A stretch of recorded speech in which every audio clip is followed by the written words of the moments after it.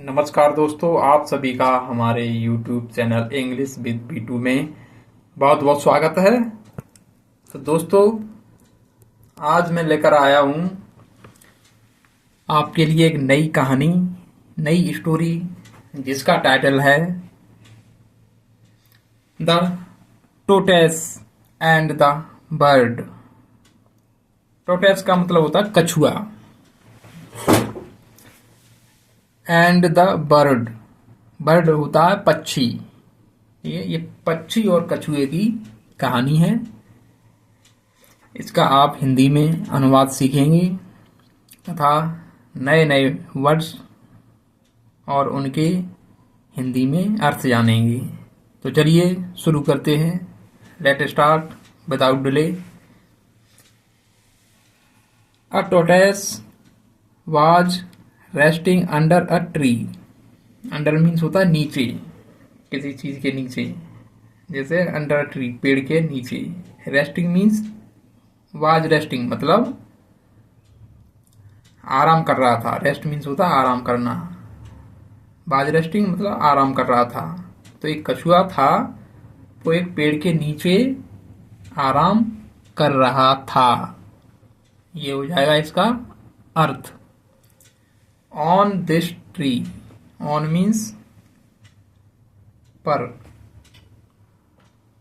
यानी कि ऑन का ऑन प्रीपोजिशन है, जिसका अर्थ होता है पर, किसी चीज के ऊपर। ठीक है, तो ऑन दिस ट्री यानी कि इस पेड़ के ऊपर। अ बर्ड, बर्ड मीन्स पक्षी, had built its nest. Nest means होता है घोंसला। इट्स मीन्स अपना, बिल्ट मीन्स बनाया था। ठीक है, हैड बिल्ट का मतलब हो जाएगा बनाया था। पास्ट परफेक्ट टेंस है ये। बिल्ड मीन्स होता है बनाना, BUILD। इसकी ये थर्ड फॉर्म हो गई, बिल्ड। तो एक कछुआ एक पेड़ के नीचे आराम कर रहा था, और उसी पेड़ पर एक पक्षी जो था उसने अपना घोंसला बनाया था। ये हो जाएगा इसका अर्थ। चलिए आगे देखते हैं अगला sentence. The tortoise mocked the bird for having a home built with broken twigs. तो चलिए अर्थ जानते हैं इसका।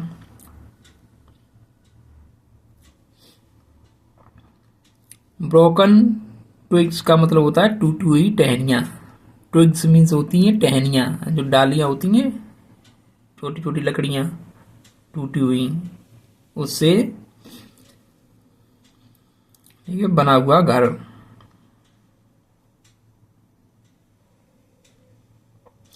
तो टोर्टोइस मॉक्ड द बर्ड। मॉक्ड का मतलब हो गया मजाक उड़ाया। मॉक मीन्स होता है मजाक उड़ाना, हंसी उड़ाना। ठीक है, तो कछुए ने उस पक्षी का मजाक उड़ाया। किस लिए मजाक उड़ाया? फॉर हैविंग अ होम, एक घर बनाने के लिए। For having a home built with broken twigs, यानी टूटी हुई टहनियों से जो घर उसने बनाया था उससे मजाक उड़ाया गया। टूटी फूटी लकड़ियों से ये घर बना दिया है, उसे चढ़ा रहा था। Which it had to built itself, जिसे, विच का मतलब हो गया जिसे, इट मीन्स इसे, had to built, build, had to build का मतलब हो गया उसे बनाना था स्वयं, इट सेल्फ, जिसे इसे स्वयं बनाना था। यानी कि उस पक्षी को स्वयं बनाना था उस उन टूटी लकड़ियों से, कोई और तो बनाएगा नहीं। तो चलिए आगे देखते हैं। ही ब्रैग्ड, ब्रैग मीन्स होता है अपनी तारीफ करना, नामबरी करना, बहुत ही डींगे मारना। तो ब्रैग्ड हो गया पास्ट टेंस, यानी कि उसने अपनी डींगे मारी, यानी अपनी तारीफ की बहुत ही ज़्यादा। किसने? उस कछुए ने। अबाउट हिज ऑन सेल, अपने स्वयं के जो सेल था उसका, उसके बारे में बहुत ही अपनी तारीफ की। सेल, सेल होता है जो उसके ऊपर जो कवर होता है कछुए के ऊपर कठोर, उसे बोलते हैं सेल।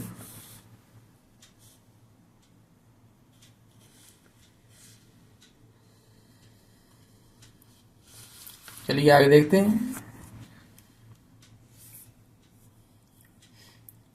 एंड सेड, और कहा, द वर्ड,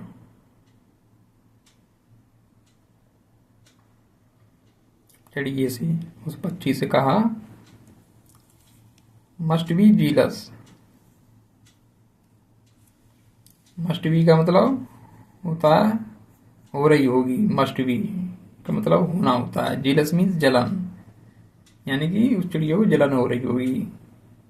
ये कहा उससे कि अब तो ये जलन हो रही होगी मेरी सेल देख के। तो चलिए आगे देखते हैं। The bird told the tortoise, चिड़िए ने उस कछुए से कहा,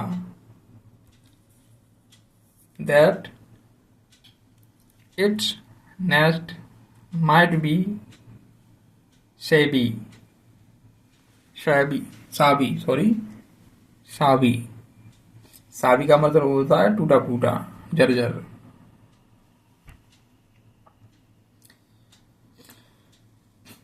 तो चिड़िए ने उस कछुए से कहा कि इट्स नेस्ट, यानी अपना जो घोंसला जर्जर होगा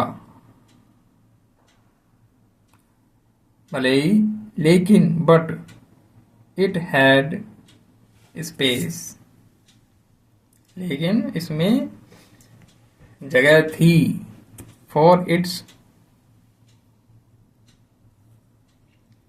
फ्रेंड्स एंड फैमिली, यानी कि अपने दोस्तों, उसके दोस्तों और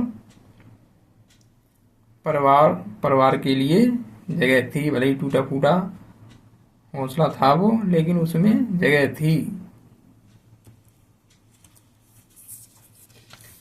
चलिए आगे देखते हैं। एट द सेम टाइम, उसी समय,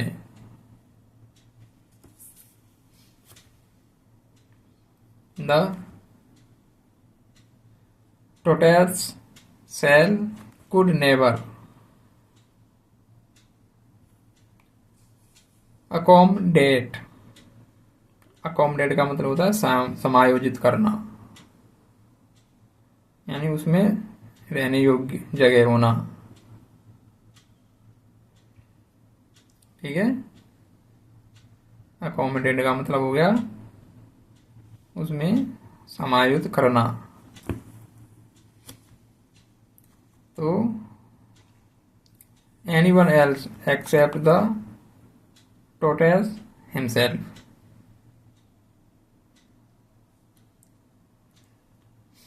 anyone else का मतलब क्या हो गया? कोई और भी, एक्सेप्ट के अलावा, द tortoise himself, यानी कि कछुए के अलावा उसमें कोई और नहीं रह सकता था। ये हो जाएगा इसका अर्थ। चलिए एक बार फिर जानते हैं इसका अर्थ। The tortoise shell could never accommodate anyone else except the tortoise himself, यानी कि कछुए की जो सेल थी, यानी कि जो उसका कुबड़ जो होता है पीठ पे कठोर, उसे सेल कहते हैं। तो उसमें सिवाय कछुए के और कोई नहीं समायुक्त हो सकता था, यानी कि उसमें उसके अलावा कोई और नहीं रह सकता था। जैसे कि उस पक्षी के घोंसले में उसका फ्रेंड और फैमिली भी रह सकती थी, लेकिन उसके जो सेल्फ थी उसमें सिवाय कछुए के कोई और नहीं रह सकता था।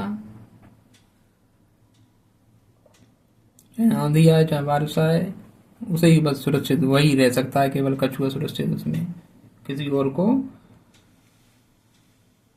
वह उसमें समायोजित नहीं कर सकता था। तो इस कहानी से हमें क्या सीख मिलती है? मोरल जानते हैं, मोरल स्टोरी। इस कहानी की सीख,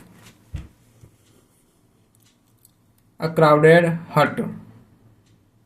क्राउडेड होता है, क्राउडेड हट मतलब एक भीड़ भाड़ वाली झोपड़ी। इज बेटर यानी कि बेहतर है,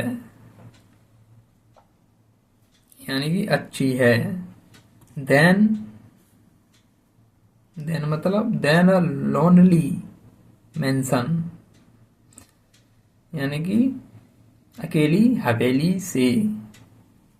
लोनली मीन्स अकेली, मेंशन मीन्स हवेली, देन हो गई उससे कंपेयर करिया, ये हवेली से कंपेयर करी जा रही है, इसलिए देन का यूज किया गया है। यानी कि एक अकेली हवेली जिसमें कोई नहीं रह सकता है, तो ऐसी हवेली का क्या फायदा? तो उससे बेहतर है एक टूटी फूटी भीड़ भाड़ वाली झोंपड़ी। ठीक है, ये हो जाएगा इसका अर्थ।